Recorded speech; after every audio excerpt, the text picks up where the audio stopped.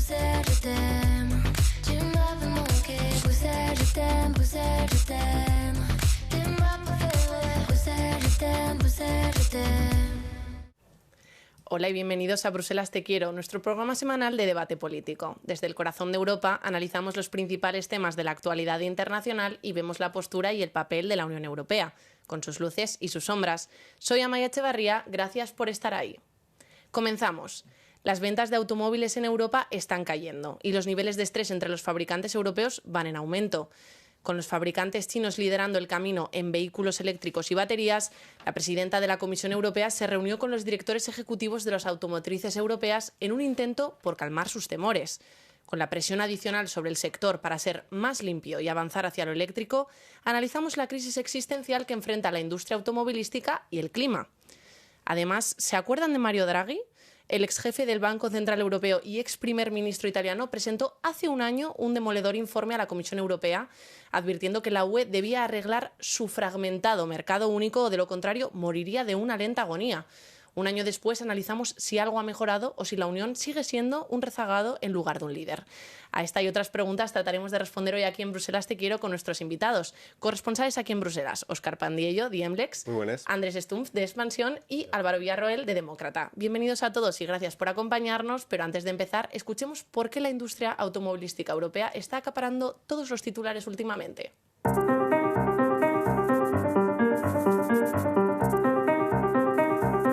Ventas vacilantes, altos precios de la energía, una creciente competencia mundial y un entorno comercial incierto han sumido a la industria automovilística europea en una crisis en espiral.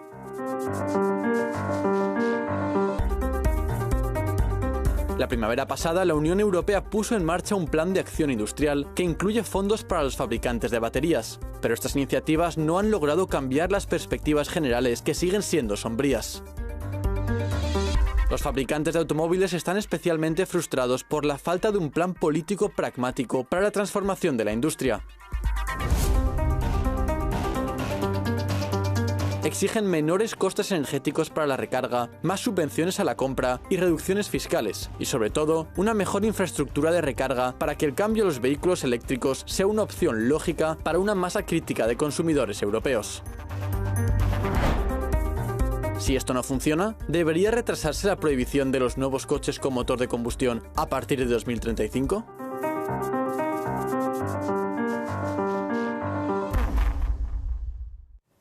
Óscar, empecemos entonces con cuáles son las solicitudes o qué es lo que piden los fabricantes de automóviles que han estado desde el principio en desacuerdo con los objetivos que se marcaba la Comisión Europea de alcanzar la neutralidad de carbono para 2050, prácticamente desde que se anunció el Pacto Verde Europeo hace 6 años. Ahora mismo no está en un buen momento. ¿Debería retrasarse la prohibición de los nuevos coches de motor de combustión? Yo creo que retrasar este objetivo de 2035 para dejar de vender coches de combustión en Europa, retrasar esta señal de mercado sería un error por parte de la Unión Europea. Sí que es cierto que los productores tienen algunas reclamaciones legítimas, cosas que se les escapan a ellos como productores, como por ejemplo que haya suficientes puntos de recarga o que haya potenciales subvenciones a la compra de estos coches. Pero yo aquí creo que la estrategia tiene que ser conjunta y tiene que ir a las dos partes, tanto a la Comisión Europea como a los productores. La Comisión se tiene que dar cuenta que no por poner un número y una fecha los productores y el mercado va a ir hacia allá. Y por otra parte los productores que bajo mi punto de vista se han dormido un poco en los laureles y la competencia china les ha arrollado. Sí que es cierto que esta competencia china hace 15 años, 20 años era algo totalmente impensable, pero el plan de China para desarrollar la industria del automóvil eléctrico desde el principio, desde las materias primas hasta el final, hasta el ensamblaje, es un proyecto a largo plazo que hace 15 años, hace 20 años era algo totalmente incierto. Nadie iba a asegurar a China que esta estrategia y esta apuesta iba a salirles bien. El caso es que ahora se ve que el futuro del automóvil es eléctrico y a la industria europea les ha pillado a contrapié. Andrés, no sé si tú compartes precisamente este análisis que hacía Óscar. ¿Cuál es el mayor problema al que se enfrenta la industria ahora mismo? ¿Es la competencia china? ¿Es el tema de ir hacia el sector eléctrico? Yo creo que el principal problema lo mencionaba él, una falta de coordinación en esta reindustrialización, este cambio de dirección. Lo que no se puede es buscar una revolución en el sector que afecta también a otras industrias y pedírselo a los productores de una de las industrias sin incorporar a las demás. Tiene que haber una mayor coordinación entre sectores que además pertenecen a diferentes Estados miembros y que debe coordinar naturalmente la Comisión Europea. Si eso no se hace, dejas a los productores haciendo su parte, que puedo estar de acuerdo con que pueden haberse dormido en los laureles, no haber cumplido con lo que tenían que hacer, pero que ven que son los únicos a lo mejor que pueden avanzar ahí. Y eso se les ha juntado además, y es un problema grave, con un momento del ciclo muy malo para ponerte a pensar a largo plazo. Es muy difícil pensar en 2035 cuando estás pasando hambre es en 2025. Uh-huh. Álvaro, ¿qué es lo que puede hacer la Comisión Europea precisamente para combatir este problema del que estaba hablando Andrés? Claro, yo creo que en primer lugar lo que tiene que hacer es escuchar al sector, lo hablábamos antes, por volver a recuperar el impulso, que es lo que hace falta ahora. El sector le está pidiendo pues mejoras en la red, hacer la compra atractiva, lo que hablábamos de introducir esos incentivos, la neutralidad, temas de fiscalidad. Escuchar al sector, que es el que está implicado, le haría tomar unas decisiones, porque solo con un plan rápido y un plan urgente la Unión Europea puede responder ante esto, porque también lo decía Mario Draghi en su informe, lo que nos falta es velocidad, es decir, no podemos estar tomando decisiones que deberíamos haber tomado hace un año, porque entonces llegamos tarde, entonces nos superan por el lado, por ejemplo, un mercado como el chino. Entonces, si somos capaces de unir voces desde los Estados, desde el sector, desde los organismos europeos, para actuar con rapidez, yo creo que entonces sí que funcionará ese plan, si no... Has mencionado a Mario Draghi, que precisamente el tema de la competitividad fue tema central la semana pasada en el discurso de Ursula von der Leyen sobre el Estado de la Unión.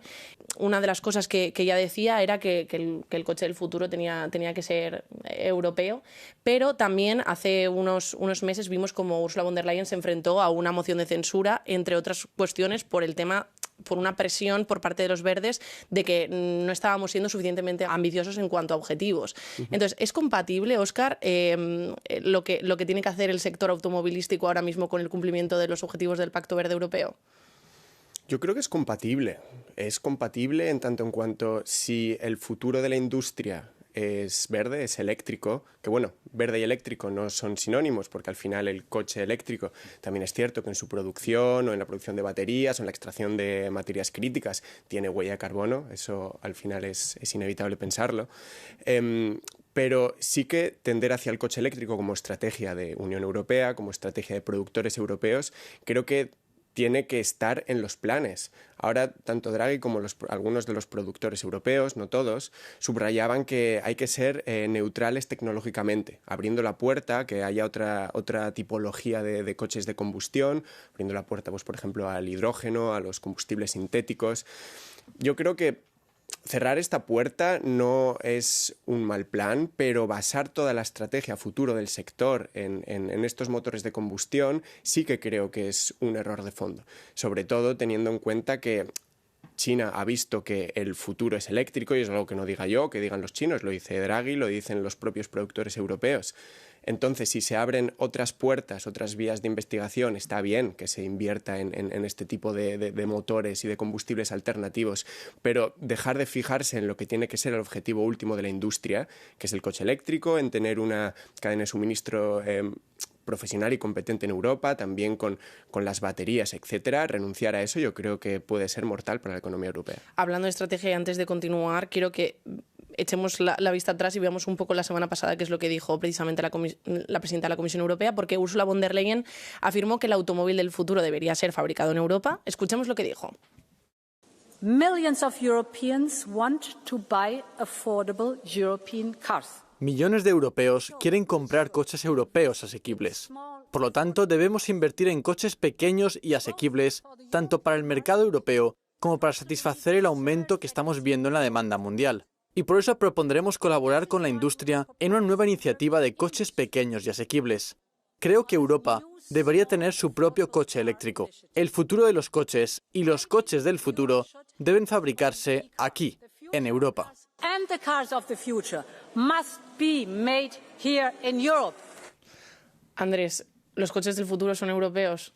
Es curioso porque los coches del futuro deben fabricarse en Europa, pero si le preguntas a Trump, los coches del futuro deben fabricarse en Estados Unidos y seguramente Xi Jinping piense que deben fabricarse en China. Entonces, como discurso y promesa está realmente bien, pero tiene que haber una estrategia detrás que realmente ayude a esa industria y también que redireccione la demanda a donde se quiere. Hay otra parte, aparte de lo que comentaba Óscar, del factor eléctrico, que menciona von der Leyen, que es pequeño y asequible.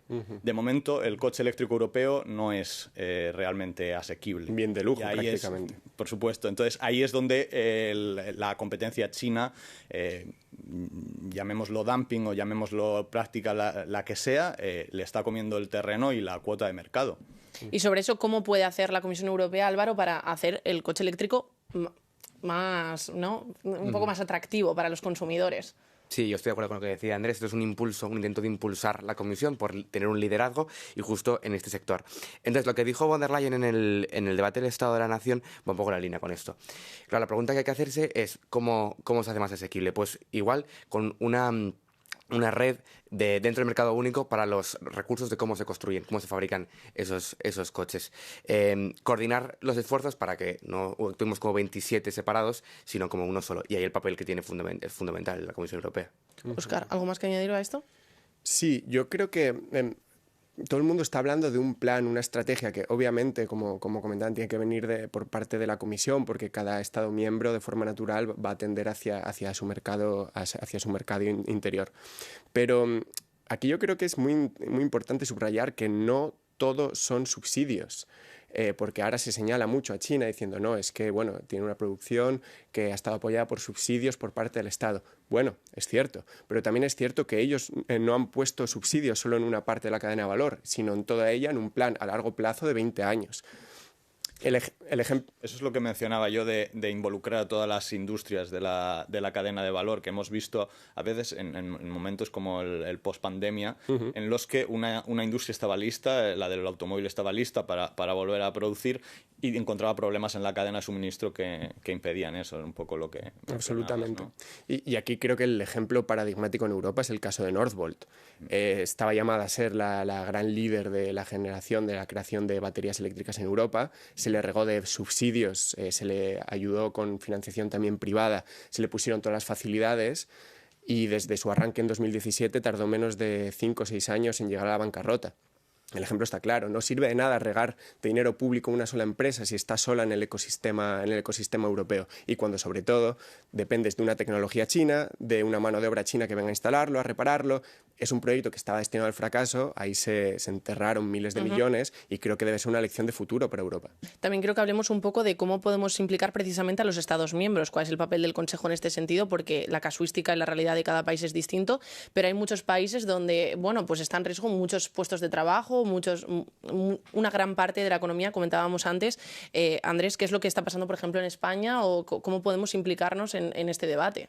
Sí, está claro que para algunos Estados miembros la industria del automóvil es realmente relevante, ¿no? Tenemos Alemania y España que son paradigmáticos en este sentido, un 10% de aporte al PIB, más de 2 millones de empleos.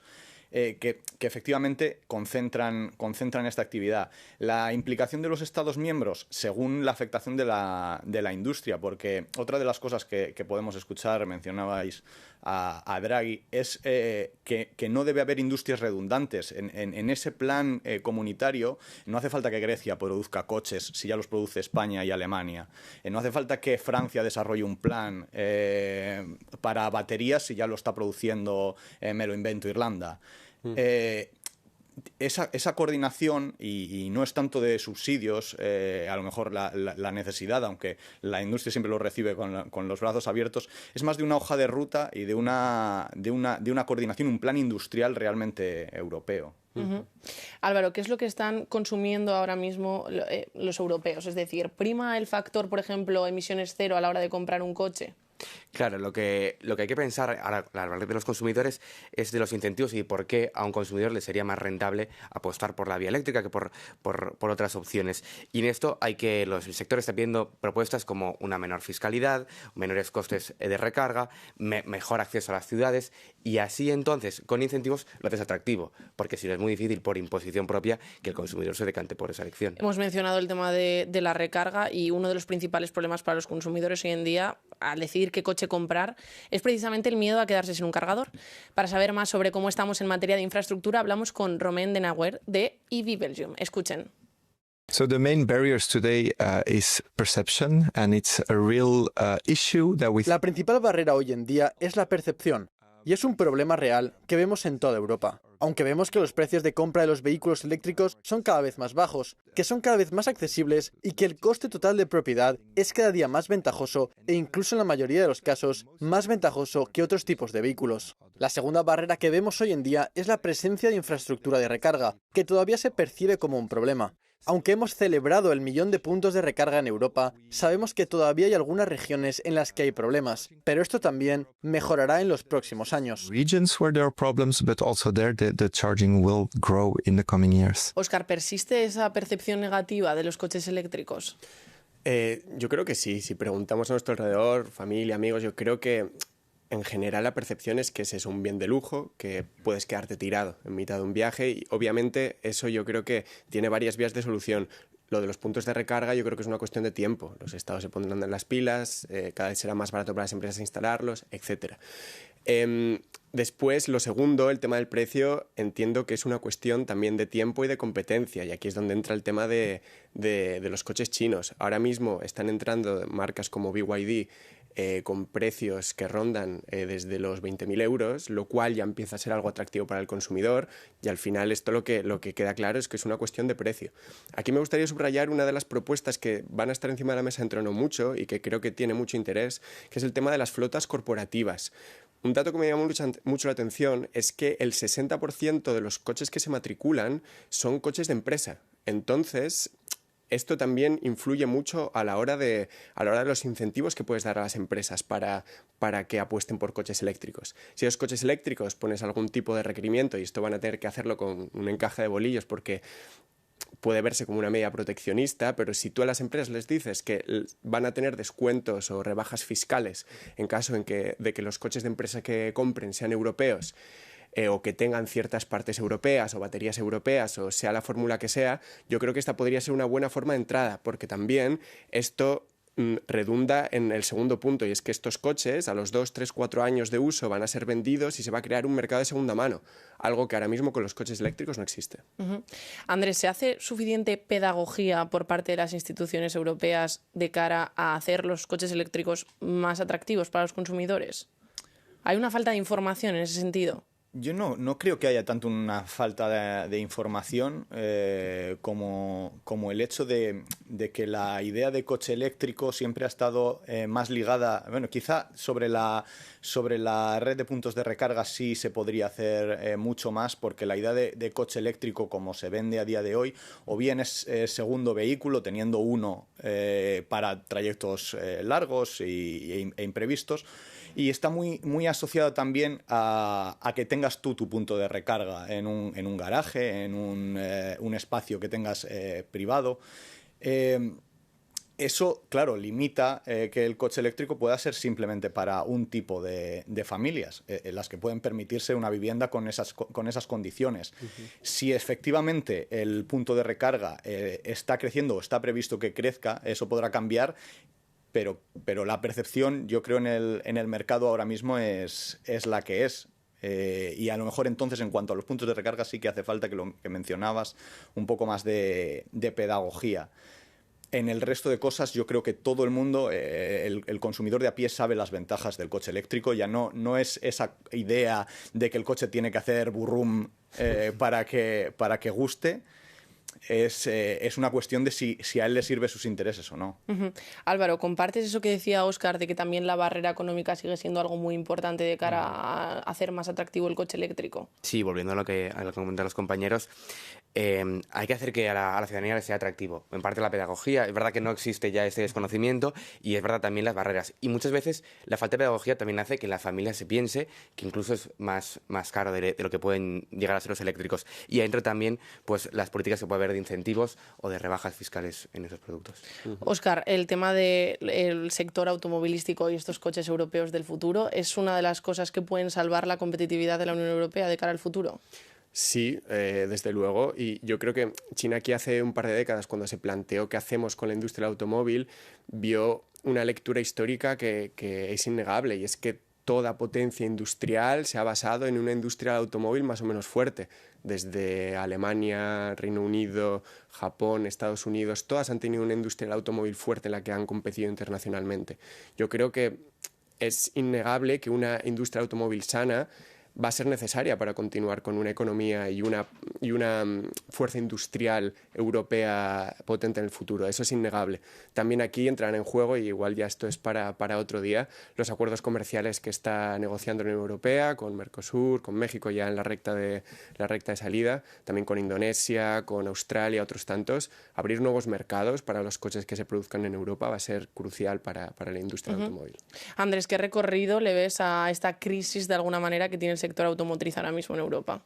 El problema es ese punto de encuentro entre la crisis estructural y la crisis cíclica, ¿no? A lo mejor la crisis cíclica podemos hacer que pase una vez que finalice la guerra de Rusia en Ucrania, o se encuentre alguna forma alternativa de contener los costes energéticos. Una vez que parece que pueda estabilizarse el tema del comercio internacional, acabamos la crisis cíclica. Eso es una cuestión de, no sé, 1 año, 2 años. Es verdad que la guerra en Ucrania es difícil de prever, pero eso es pasable. La estructural no va a desaparecer así por arte de magia con dejar pasar el tiempo. Eso necesita acciones por parte de la política y por parte de los productores. No sabemos si esas dos crisis se van a encontrar, porque como siempre, como ocurre con las políticas europeas, solo el tiempo nos dará las respuestas. Pero no se vayan, porque volvemos enseguida para hablar de qué ha pasado este último año desde la presentación del informe Draghi.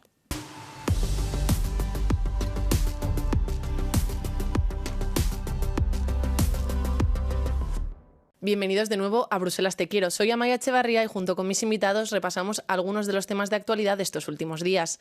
Esta semana Mario Draghi estuvo en Bruselas para recordar a los legisladores que ha pasado 1 año desde que advirtió de que la UE podría morir lentamente si no reformaba y simplificaba su normativa, mejoraba el acceso a la financiación y facilitaba la creación y el crecimiento de nuevas empresas.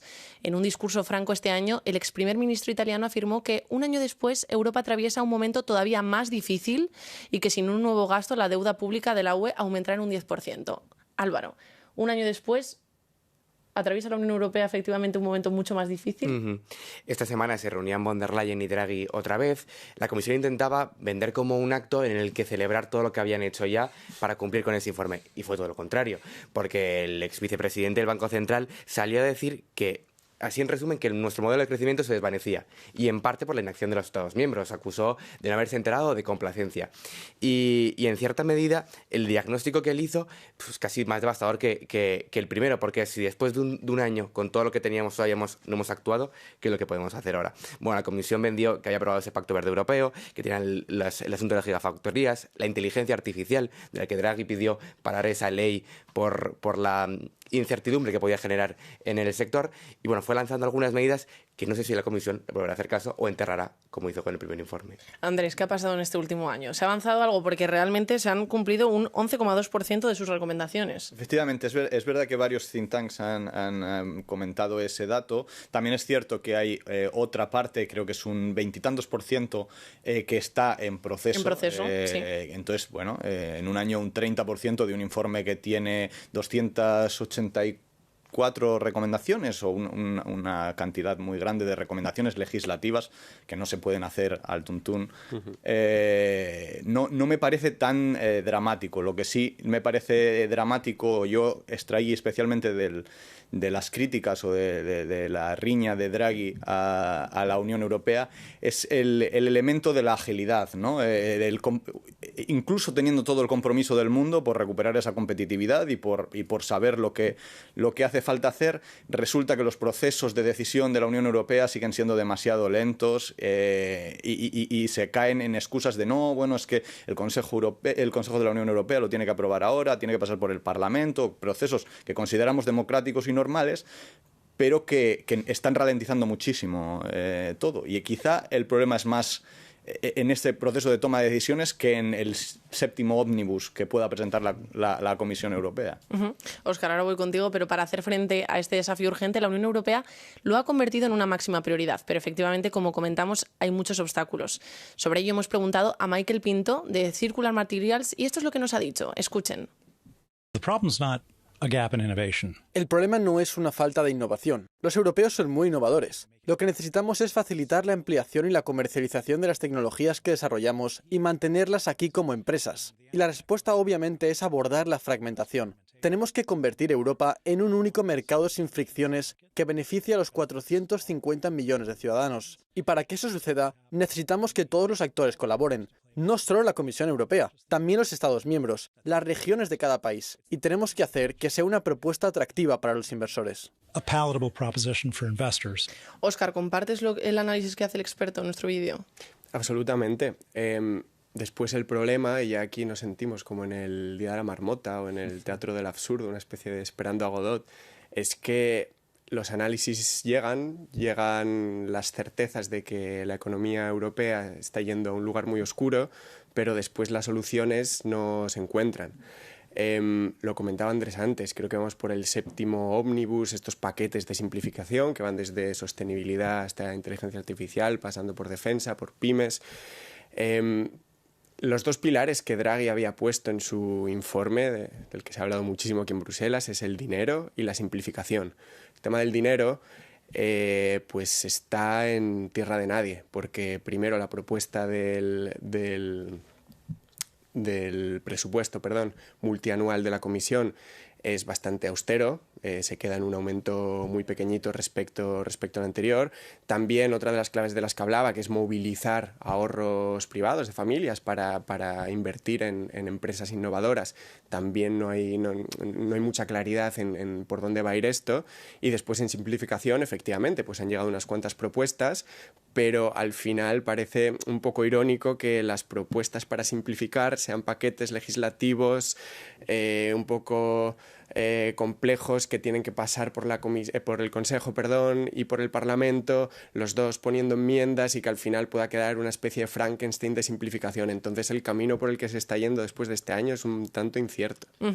Andrés, ¿qué reformas estructurales son necesarias para cerrar esa brecha tecnológica y mejorar la competitividad? Yo creo que se hace mención sobre todo como gran necesidad a la idea de reformar la ley de fusiones y adquisiciones en Europa. El tema de poder crear verdaderos competidores europeos, gigantes se llaman, ¿no? Campeones europeos, en lugar de campeones nacionales dispersados por todo el mercado único, pero que solo atienden a escala nacional. Yo creo que es de lo más relevante que hay, al margen de la parte del dinero. En este caso yo me centraría más en el mercado de capitales. Hay una reforma inmensa que hacer ahí, y que en cuanto se puede se dice que se quiere, pero luego cuando hay la opción de operaciones transnacionales entre bancos, ya hemos visto que no hay ninguna voluntad política en que el campeón europeo sea alemán y no español, o que sea italiano y no belga. Yo creo que esas dos cosas, y están muy estrechamente ligadas, la unión de mercado de capitales completa para impulsar el ahorro, y luego la posibilidad de reformar la ley de fusiones o las directivas sobre fusiones para poder crear verdaderas empresas que compitan internacionalmente, son los dos elementos clave. Luego ya sobre el presupuesto europeo que necesitas poner a todos en común, muy complicado ahí. Con todo esto que hemos puesto encima de la mesa, Álvaro, ¿se podía hacer precisamente una celebración un año después como pretendía la Comisión entonces? Bueno, yo creo que celebraciones no, porque es difícil celebrar algo con los pocos avances que hay. Pero sí que puede ser otro impulso, ¿no? Es como otra oportunidad que se le da a la Comisión, por ejemplo, como decíamos antes, impulsar el mercado único. La semana que viene los ministros de Economía se van a reunir. El español, por ejemplo, desde el Ministerio de Economía ya se habla de que van a llevar encima de la mesa reformas nacionales para impulsar ese mercado único. Bueno, vamos a ver si la aprovechan, si se suben el barco ahora. Veremos si el año que viene efectivamente sí que se puede celebrar algo, porque tenemos que cerrar la conversación. Gracias a nuestros invitados por estar aquí y gracias a ustedes por vernos. Hasta pronto.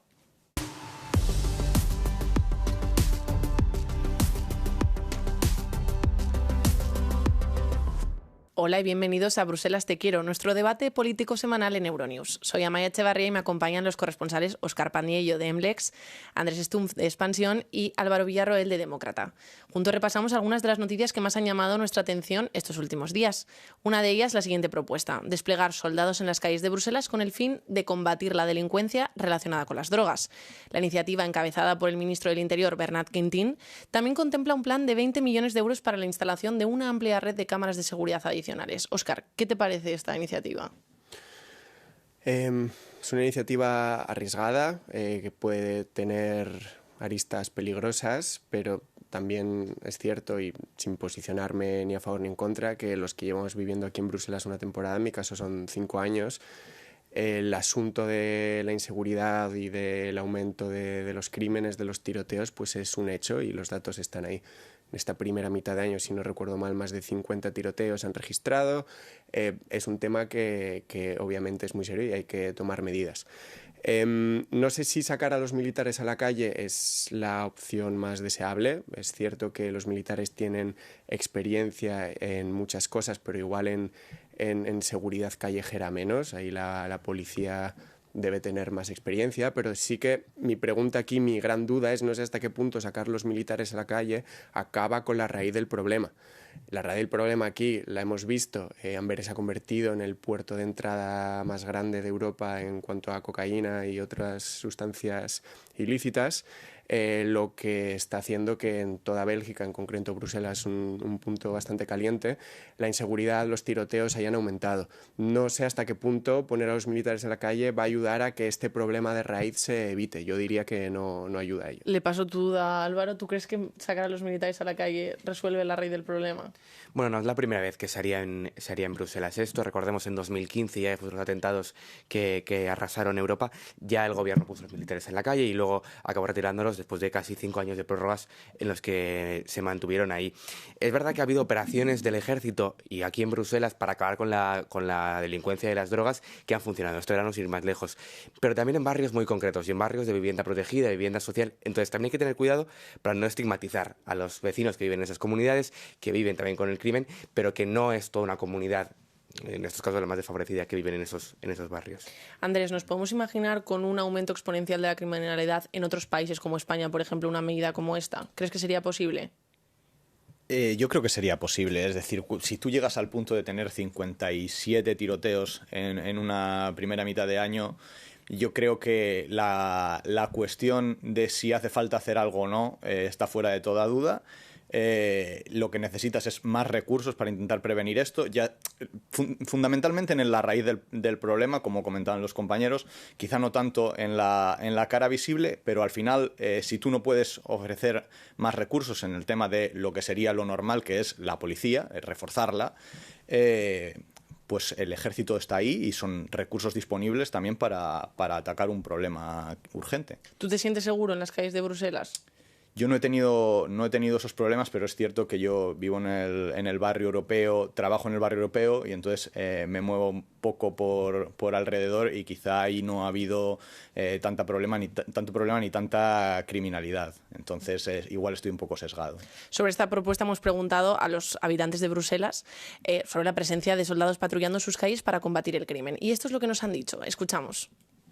No estoy muy segura de que me hiciera sentir más segura. Creo que llamaría más la atención. Es un poco ingenuo pensar que la violencia y los problemas relacionados con las drogas en Bruselas son casos aislados, cuando tenemos otra ciudad como Amberes, que está muy cerca, y donde hay problemas con el puerto. Ya tuvimos algunos soldados en las calles después de los atentados terroristas de Bruselas, así que supongo que sí, tal vez daría una sensación de mayor tranquilidad. Empeorará las cosas, la inseguridad y la violencia, porque creo que los soldados son soldados y están entrenados para luchar, así que creo que eso no ayudará en absoluto. Bueno, como veis, algunas de las cosas que ya hemos mencionado nosotros son las que mencionaban precisamente los habitantes de Bruselas. Óscar, ¿tú crees que puede producir el efecto contrario de atraer la delincuencia? No sé si atraer la delincuencia. A ver, entiendo que si... Llamar más la atención, de alguna manera, como decían. Evidenciarlo más. Puede que sí. Aquí en Bruselas yo creo que una cosa que se ve mucho para los que llevamos viendo un tiempo es la descoordinación y el absurdo que muchas veces hay respecto a las competencias y a la administración. En este sentido, creo recordar que Bruselas tiene 6 áreas diferentes de policía. Una de las cosas de las que se hablaba mucho, y estamos hablando de una ciudad que obviamente es una capital europea, es grande, pero no es tan grande como un Londres, un París, un Madrid, por ejemplo. Una cosa que yo creo que ayudaría al menos a poner medios para prevenir esto sería igual aumentar la coordinación. No estoy hablando de fusionar las zonas policiales porque no tengo el conocimiento suficiente para proponer esto, pero mayor coordinación respecto a los militares y a las diferentes áreas de policía de Bruselas puede que sea una opción. Y aparte de esto, atacar la financiación. Ya lo hemos visto en otras partes. En España fuimos también principal puerto de entrada de cocaína, en Italia con el tema de las mafias. Si tú sigues el dinero por coches, por casas, por negocios, tapadera, yo creo que este tipo de inteligencia, este tipo de actuaciones pueden ser mucho más efectivas a la hora de atajar la raíz del problema, como hablábamos antes, que poner militares en cada plaza de la ciudad. Álvaro, esto se produce en medio de una parálisis política muy grande en Bélgica. ¿Crees que esto es una prioridad para la gente? Claro, es una parálisis y es que esto es una propuesta que ha puesto el Ministerio, que luego pasará por el Gobierno de coalición, que luego pasará por el Parlamento, es un poco también a la española, ¿no? Que queda mucho todavía para que se haga eso factible. Es una preocupación en la gente. Yo creo que hablas con colegas aquí en Bruselas y la seguridad sí que es una preocupación. Estamos debatiendo de si esta es la solución o no para que sea, pero sí que debe ser uno de los puntos que esté en la agenda mediática y política porque es un tema que se habla a diario. Andrés, ¿es una preocupación para la gente, como decía Álvaro? Yo creo que es una preocupación para la gente y que esto es un parche temporal, como con una inyección de recursos para solucionar un problema que se ha visto evidente, que tienes que hacer algo y lo abordas, que haya algunas personas a lo mejor que puedan creer que pueda derivar en problemas o que no sean exactamente los recursos que tú necesitas. Lo que has visto es que no puedes tolerar este tipo de sucesos en la capital de Europa día sí, día también. Luego, más allá de eso, las preocupaciones de la gente deberán abordarse de otra forma. Veremos qué es lo que ocurre con esto, pero tenemos que dejarlo aquí. Muchísimas gracias a nuestros invitados por estar aquí y gracias a ustedes por vernos.